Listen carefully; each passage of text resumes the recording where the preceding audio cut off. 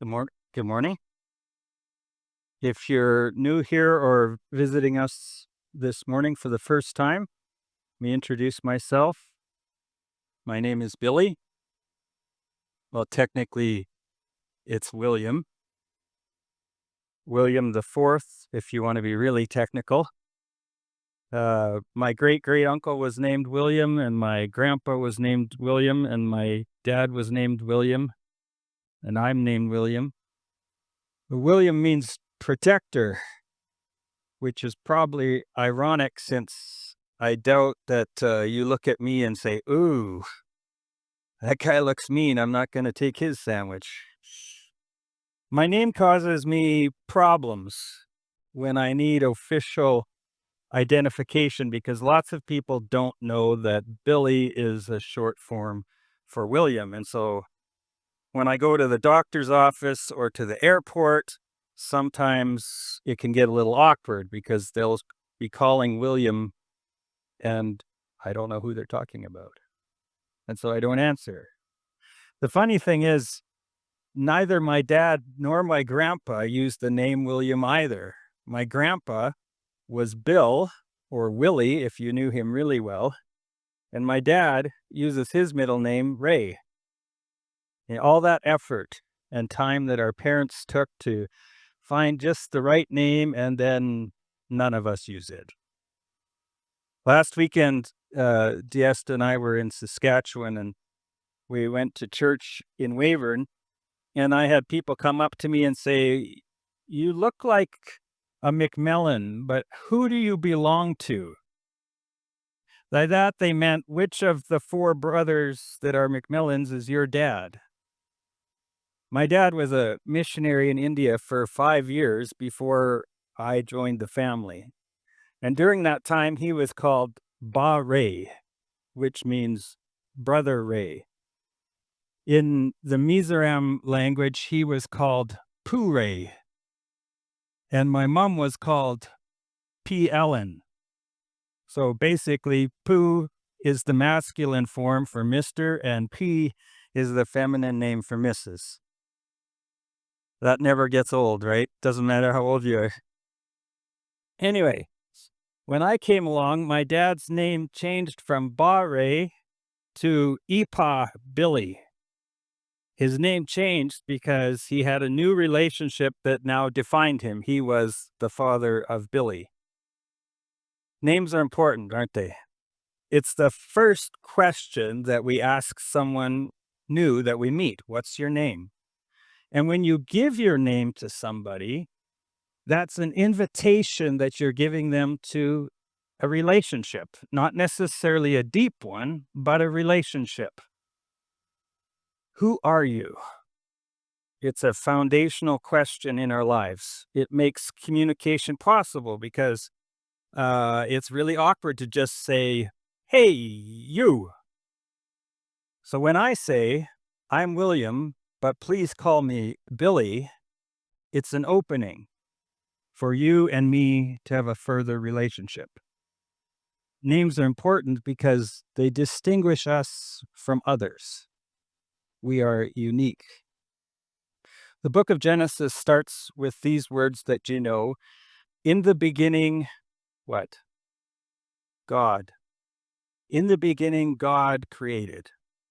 The Hebrew word there is Elohim, which means, this is going to be really difficult for you, God. Elohim, though, isn't actually a name. It's a category, like human is a category. Elohim is a category for gods. The story of Genesis is written in response to other ancient stories about how the world was created by other Elohim, other gods. But no, claims the writer of Genesis, there's only one real Elohim or God. It'd be like you saying to me, "Hey, human, it's a category, it's not my name." In our Bibles, you will see the distinction shown when we refer to the God of Israel with a capital G. And when they refer to other gods, they use no capital letters. the biblical writers are indicating with the use of the capital G that this is the real God, the one who is above all other gods and is to be worshipped. But God is not a name. And so as you read through Genesis, various people will name God by referring to various aspects of his character. So Hagar will name him El Roy, the God who sees me. El being the word for a generic word for a God. This is the God who sees me. God is also referred to as El Shaddai, God who is above all gods, God Almighty, in Genesis 17. But those aren't names really either. They're more like titles, right? They define various attributes of God. When you get to the book of Genesis, the family of Jacob has moved to Egypt. Originally, they were 70 people. But by the time we read Exodus 1, hundreds of years later, they have become a very large group of people, perhaps even millions. So many that the biblical writer describes it that they filled the land. And because they filled the land, that made the Pharaoh very uncomfortable. He is threatened by them. And so first, he makes them slaves. But that doesn't stop them from reproducing. So then he starts killing the baby boys to try to reduce their population. But we are told twice in Exodus 1 that the Hebrew midwives feared God, Elohim, and they would not obey the Pharaoh. But things only get worse for the Israelites, and in chapter 2, we read of a baby named Moses who is born, but then who is adopted by Pharaoh's daughter of all people. And so the Israelites have even come into the palace unbeknownst to Pharaoh. Things only get worse for the Israelites. And at the end of chapter 2, we read this.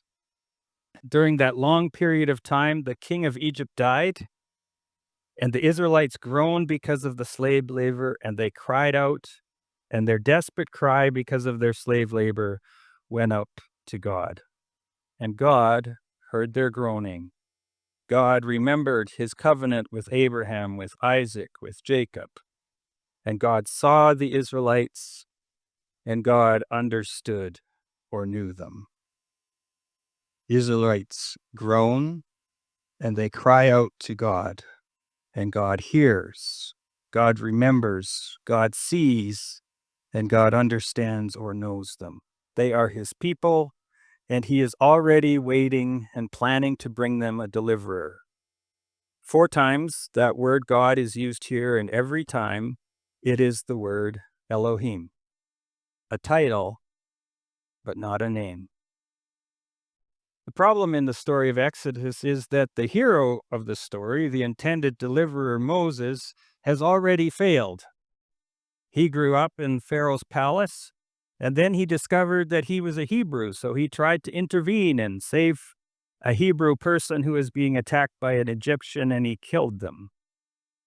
And then he ran away. So now what? We read this in Exodus chapter 3. Now Moses was shepherding the flock of his father-in-law Jethro, the priest of Midian, and he led the flock to the far side of the desert and came to the mountain of God, to Horeb. The angel of the Lord appeared to him in a flame of fire from within a bush. And he looked, and the bush was ablaze with fire, but it was not being consumed. So Moses thought, I'll turn aside to see this amazing sight. Why does the bush not burn up? All right, so in context, Moses is working for his father-in-law. Always a good situation. He is not a prince of Egypt anymore, and he sees a thorn bush burning, but not burning up. Well, that's weird. I'm bored. That's new. That's unusual. And he says, let's have a little look-see. But then the bush starts talking, and not just talking, but it's calling his name, not once, but twice. Moses, Moses. And that stops Moses in his tracks. So what do you say if a bush starts calling your name? Um, Hi? Yep, that's my name. This has gone beyond curiosity to weird to scary. So, verse 4, when the Lord saw that he had turned aside to look, God called to him from within the bush and said, Moses, Moses. And Moses said, Here I am. And God said, Do not approach any closer. Take your sandals off your feet, for the place where you are standing is holy ground. And he added, I am the God of your father, the God of Abraham, the God of Isaac, and the God of Jacob.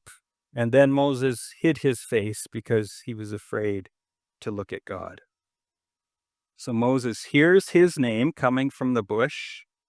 And at this point, you would probably think you've got to be wondering, have I been out in the sun in the desert for too long? Am I hallucinating here? And so God makes it clear you are in the presence of God, but not just any Elohim, but the God of your ancestors. And at this point, you can almost hear Moses say, I'm in trouble. This isn't going to go well.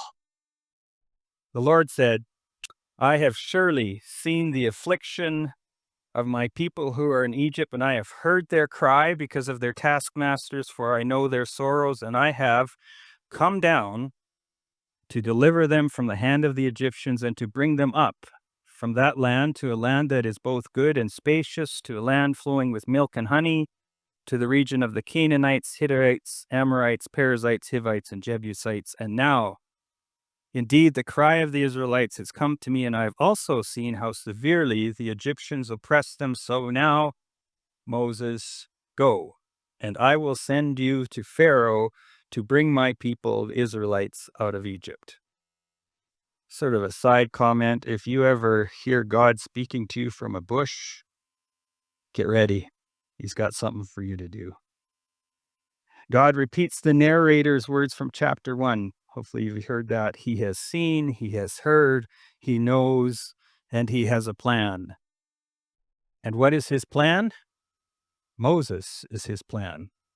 Is Moses happy about this? Not so much. Moses said to God, Who am I that I should go to Pharaoh, or that I should bring the Israelites out of Egypt? Here's a big long section we're not going to read from Exodus chapter 3:11 to chapter 4 verse 7, and Moses is going to raise 5 different objections to God's plan. Basically, they boil down to, I want no part of this. His first objection is, who, me? It's way too big of a job. Remember that the Pharaoh wants to kill me, and the Israelites don't want me, and they don't accept me as one of them anyways. And God replies, Surely I will be with you, and this will be the sign to you that I have sent you. When you bring the people out of Egypt, you and they will serve God at this mountain. So God says, Don't worry, it's not about you. I'm coming with you. And this is the sign. We're all going to meet up on this mountain again later. I mean, that's sort of reassuring, I guess. Moses doesn't have to do it alone, but then the sign is something which will only happen once it's been done. And Moses said to God, if I go to the Israelites and tell them, objection number 2, the God of your fathers has sent me to you, and they ask me, what is his name? What should I say to them? Okay, so you're going to go with me, says Moses, but how am I going to prove to the people of Israel that I'm following the instructions of their God? What if they ask, what's his name? Apparently for Moses, just saying my daddy's God told me to do it is not going to cut it, right? For the first 3 chapters, then, the narrator has consistently just used the word Elohim to refer to God. Remember, Elohim is the generic term for the category of deity. There's perhaps an implication here that not only Moses, but also the people of Israel have been in Egypt for so long that they have forgotten who their God is. How is this God, Moses is asking, different from all the other gods worshipped around them? Scholar Richard Bauckham sums up the situation of the Israelites this way. Couple more there, Josh. Yep. No, not that one. Keep going backwards.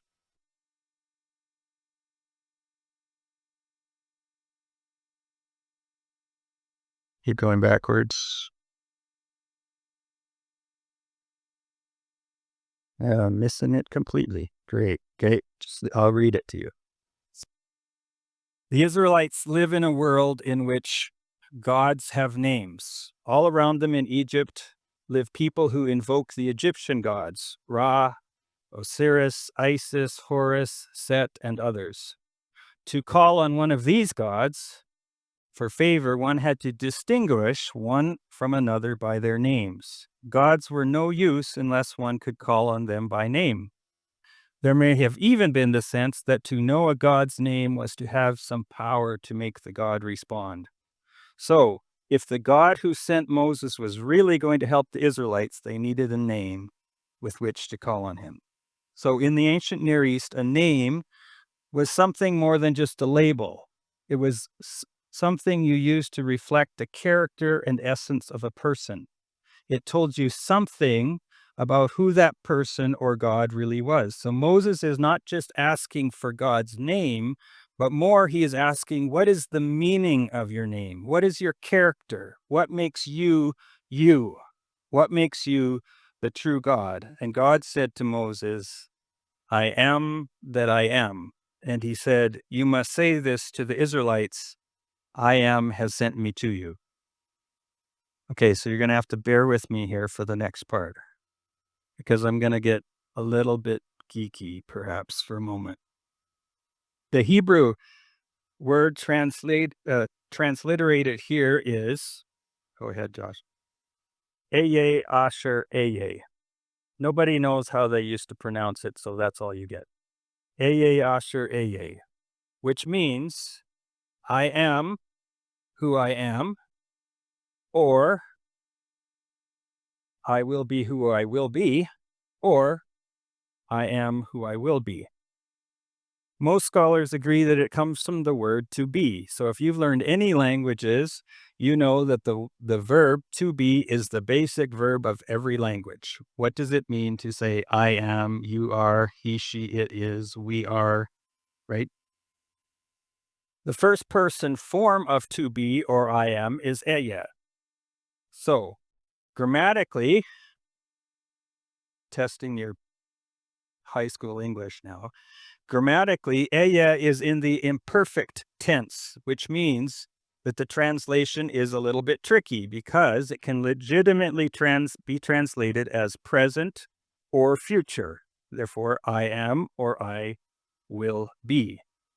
But if other people want to say his name, we would switch to the third person, right? He, she, or it, and we would say Yahweh.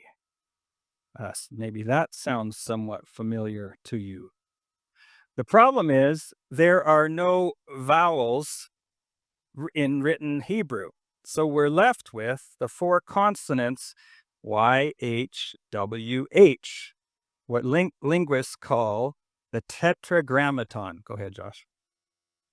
The tetragrammaton means a four-letter word. It just sounds better if you say tetragrammaton. But these four letters are the most frequently used name for God in the Old Testament. They appear over 6,800 times in the Old Testament. But it's hard to say YHWH, so the vowels are implied, with the most common ones being A and E, which leaves you with Yahweh. Okay, so that was fun, but why does it matter? And what does it mean? I am who I am, or I will be what I will be. So if you're Moses, you're going, okay, so your name is I am. What? What is that? What on earth does that mean? It has a bit of a Who's on first feel to it, doesn't it? Who are you? I am. What's on third? He is. Yeah, okay. It's kind of ambiguous, isn't it? Brevard Childs writes this: the divine name remains intentionally ambiguous, refusing to be captured in a single definition. It points to God's freedom and mystery while simultaneously committing to his active presence in history. For those of you with a philosophical bent, you've probably gone way ahead of me to the idea that it means that God is, that God exists. God is. Every other person or being comes from some other person or being. I come from my parents come from their parents, my grandparents come from their parents, etc. But Yahweh is what philosophers call the first cause. Everything else comes from him. He is uncreated. He is eternal. When Hamlet famously asks his question, to be or not to be, God would say, that's not actually a question for me because I am. I exist. I be. And I always will be. So God's character is consistent and doesn't change. But in the context of Moses' question, I'm not sure that that's the main significance of the name. Reading on in verse 15, God also said to Moses, you must say this to the Israelites: the Lord, the God of your fathers, the God of Abraham, the God of Isaac, and the God of Jacob has sent me to you. This is my name forever, and this is my memorial from generation to generation. Remember what God's initial reassurance to Moses was? He said, I will be with you. I am here. I will be here. You can count on me to be. The Old Testament scholar John Goldingay says it like this: Moses asks after God's name, and Yahweh responds by providing not a label, but a theology. That is to say, God will always be there for his people. In a distant Egypt too, even if that divine presence is questioned and imperceptible, he will always be whatever his people need him to be in any given moment, in any given place. If they need a deliverer, that's Yahweh. If they need grace and mercy and forgiveness, that's Yahweh. If they need purifying and empowerment, that's Yahweh. If they need rebuke and chastisement, that's Yahweh. If they need guidance, that's Yahweh. For God is a I will be what I will be God, and I will be what I need to be for you, God. I am, and I will be. No matter what else happens in the world, no matter how many pharaohs, no matter how many so-called gods appear, I am the one true God. I am Yahweh, the God who is present with his people. And whatever the inadequacies that Moses feels, or how stubborn Pharaoh will get, or how disobedient the Israelites will become, Yahweh is and will always be there. Now, you may have noticed at this point that the word Yahweh is not actually in your Bible. You won't find it. Maybe you'll find it in a note at the bottom. This is not because translators thought it would confuse us. Actually, the Jews stopped saying or writing the word Yahweh hundreds of years before Jesus because they wanted to avoid breaking the third commandment of the 10 Commandments. You shall not take the name of the Lord in vain.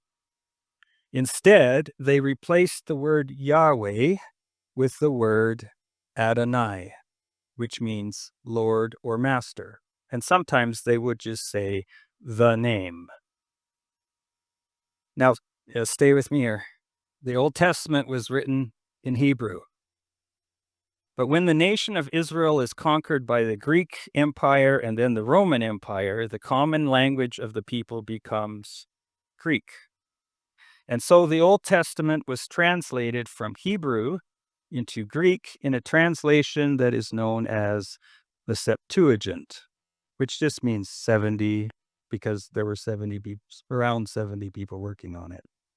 And they decided to use the Greek word for Lord, word we call kurios. Yeah, back that up. Keep going back. You're not.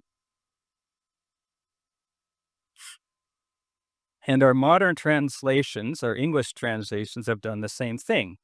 But to signify that it is actually not the word Adonai or kurios, which is in the manuscripts, that is the word Lord, they use 4 capital letters, Lord. So every time you see Lord, the actual word there is YHWH, Yahweh. That is the name of our God. Okay, so one more fun little grammatical thing that you might find interesting. If you take the first 3 vowels from the Hebrew word Adonai, that is A, O, and A, and you insert them in the spaces between the 4 consonants of YHWH, this is what you come up with. Yahovah, which looks like a word that you could pronounce. It's not. It's not real, but it sounds like it could be a word, and the word is, if you'd replace the Y with a J, Jehovah. Now that's not a Bible word, but it's a hybrid word created in the 16th century to avoid using the word Yahweh, but to convey the meaning that Yahweh is Lord. Okay, we're almost done with the vocabulary, just a little bit longer.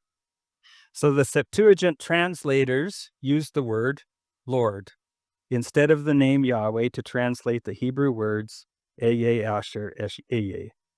But when we translate that into Greek, we go back to the conjugation of the word to be, and we end up with ego, I, eimi, I am. Okay, so for some of you that was fun, for some of you that was excruciating, but there's probably somebody back in the back who's saying, yeah, but who cares? Moses asked the question that every person must eventually face. What is your name, God? Who are you, really? What is your character? Can I trust you? For Moses, the answer came from a bush that was burning and would not burn up. I am who I am. But what if the ultimate revelation of I am requires more than a voice from a burning bush? What if God decided to show up not just in fire and cloud, but in flesh and blood? So fast forward from the time of Moses to the 1st century. The people of Israel are, like usual, once again under foreign rule. This time it is the Romans instead of the Egyptians. And again, they are crying out for deliverance, just like their ancestors in Egypt. And into this world comes a traveling rabbi, a teacher who performs miracles, who teaches differently than the religious experts. And the question that is being asked is, who is he? Who is this Jesus? And that is the question of all 4 Gospels. Because some people see him as a troublemaker.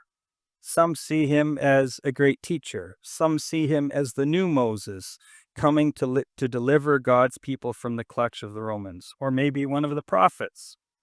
Some see him as the promised Messiah, the new David, who will restore Israel to its former glory. But other people believed he was more even than that. The Gospel of John was the last of the 4 Gospels to be written. And John structures his Gospel very differently from the other 3. He is not worried at all about chronology, and he tells very different stories than Matthew, Mark, and Luke. In fact, he writes at the end of his book, there are many other things that Jesus did. If every one of them were written down, I suppose the whole world would not have room for the books would be written. So no, John has a very specific purpose for the stories he does tell. This is what he says in chapter 20. Now Jesus performed many other miraculous signs in the presence of the disciples which are not recorded in this book. But these are recorded so that you may believe that Jesus is the Christ, the Son of God, and that by believing you may have life in his name. And the way that John does this is he structures his gospel around 7 signs or miracles that Jesus performs and 7 statements where Jesus says, I am. Ego, eimi. But those are not the only times that Jesus says, I am. One day the disciples are out on the lake in a boat without Jesus, and the wind started blowing and the waves are rising. And then, out of nowhere, they see Jesus coming toward them, walking on the water, and they are rightly terrified. But Jesus says to them, Ego eimi. It's me. I am. Don't be afraid. When the soldiers come to arrest Jesus in John chapter 18, Jesus says to them, who are you looking for? And they say, Jesus the Nazarene, and he told them, I am he. And they retreated and they fell to the ground. The disciples and the soldiers heard him clearly. Do you hear him? I am. The name of the God of Abraham, of Isaac, of Jacob, of Moses, the God of Exodus, I am who I am, and I will be who I will be. The God of Israel has not abandoned his people. Despite 400 years of silence, he has seen, he has heard, and he has come down. This summer, we're going to explore those 7 I am statements of Jesus in his own words. But for today, just a couple things I'd like to close with and have you think about. First is this: does your God have a name? In your daily life, do you relate to God as some distant concept, some force that is in heaven, wherever that is? Or do you know him as Yahweh, the God who promises, I will be with you? So what specific situation in your life right now might need God's I am presence, the God who is? Second, the early Christians lived and died for the claim, Jesus is Lord, even when it would cost them their lives. What would it change for you if you truly believed that Jesus is the I am of Exodus chapter 3? And finally, Jesus taught us to pray to our Father, using the intimate name for the God who revealed himself as the only God, the I am. How does knowing God's personal name and character change how you and I approach praying to such a being? What would it look like for you to pray this week knowing that you are addressing the God who says, I am, the God who sees you, who hears you, the God who knows you, who says, I will be with you? May God's name be glorified in our lives this week. Thank you for listening to today's message.